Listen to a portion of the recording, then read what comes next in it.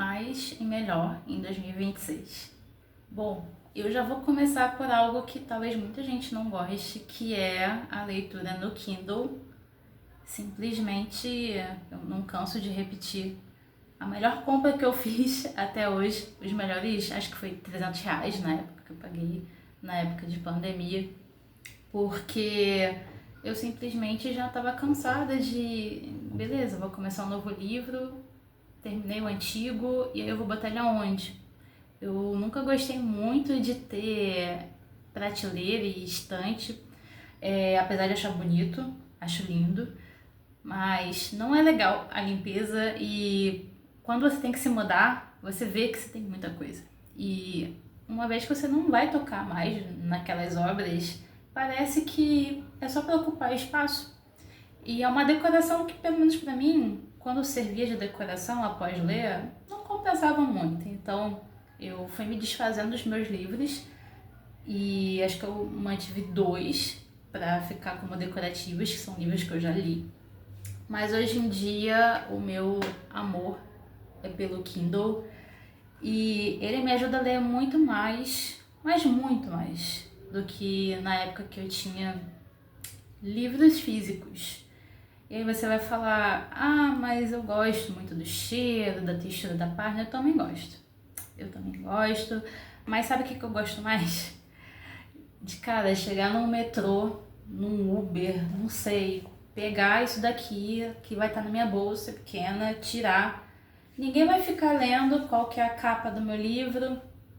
Eu não vou ter que ficar me preocupando se eu tô abrindo e machucando a lombar. É um negócio muito mais prático. E para viagem de ônibus noturna ou avião é legal porque tem a luz do Kindle. Então, o fato do Kindle ser mais leve, mais prático de transportar com luz própria, que nem a gente que tem a nossa própria luz, me fez ter menos atritos para ler. Então, a barreira para fazer essa ação de ler ficou muito menor. Então, eu consigo também ver o tempo de leitura do Kindle, ou seja, quanto tempo me resta para acabar o capítulo, quanto tempo me resta para acabar o livro. E eu particularmente acho isso muito interessante para eu ver se é um livro que eu consigo terminar rápido ou não. E ele vai calculando conforme eu vou acelerando o meu tempo de leitura ou atrasando. Então, acho que a dica número 1 é, se você não for tão apegado com a ideia de livro físico, é apostar num Kindle. E o Kindle é bom que ele dura bastante tempo. Tem que usar pouca bateria para carregar ele, então ele gasta muito pouco. E outra dica que eu faço hoje em dia é você tem que ter um bloco de horário para você ler. O que eu faço hoje em dia é pegar 2 blocos, então um pela manhã, que eu tento ler 15 ou 30 minutos, e outro bloco no final do dia antes de dormir. Porque eu já evito de ficar no celular e aí já é bom porque dá um soninho. E aí tem um pulo do gato que, assim, é sugestão. Eu comecei a adotar isso recentemente, acho que eu tô gostando. Que é, no primeiro bloco da manhã, que é quando a gente tá com a cabeça mais fresca, eu leio um livro de algum assunto que eu estou estudando. Então, no caso, negócios.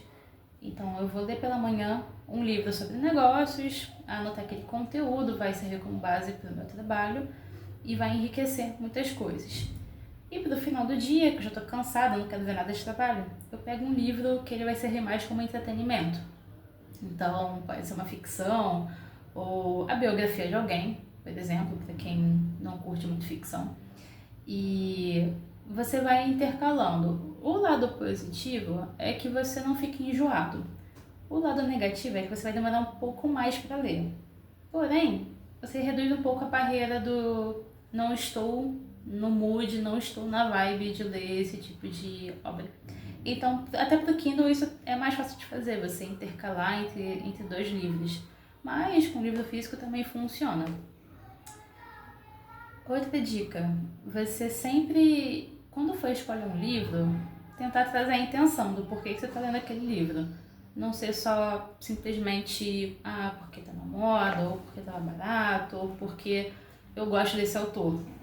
Funciona também, mas pensar assim, esse livro é pra quê? É pra eu me divertir, começar a ter um hábito de leitura com algo mais fluido?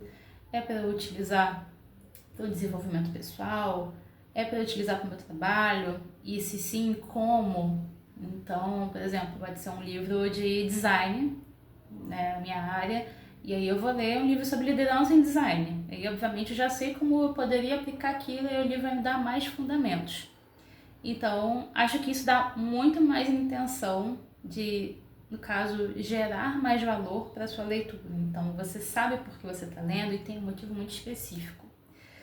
E isso ajuda bastante. Então, você tem uma motivação para ler aquele livro.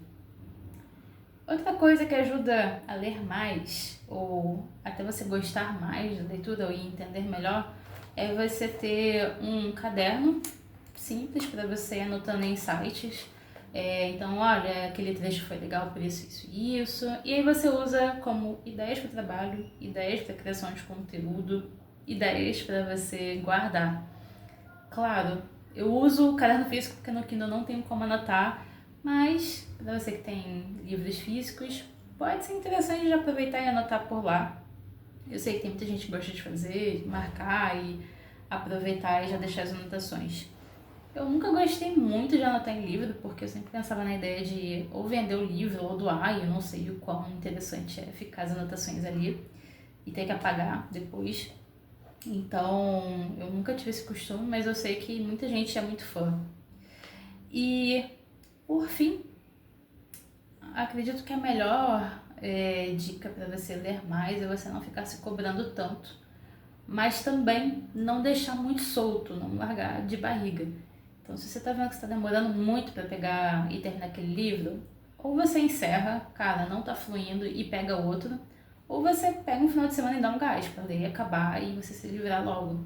Porque acho que a pior coisa é ficar aquele livro no limbo. Nem lê e nem termina, e fica ali.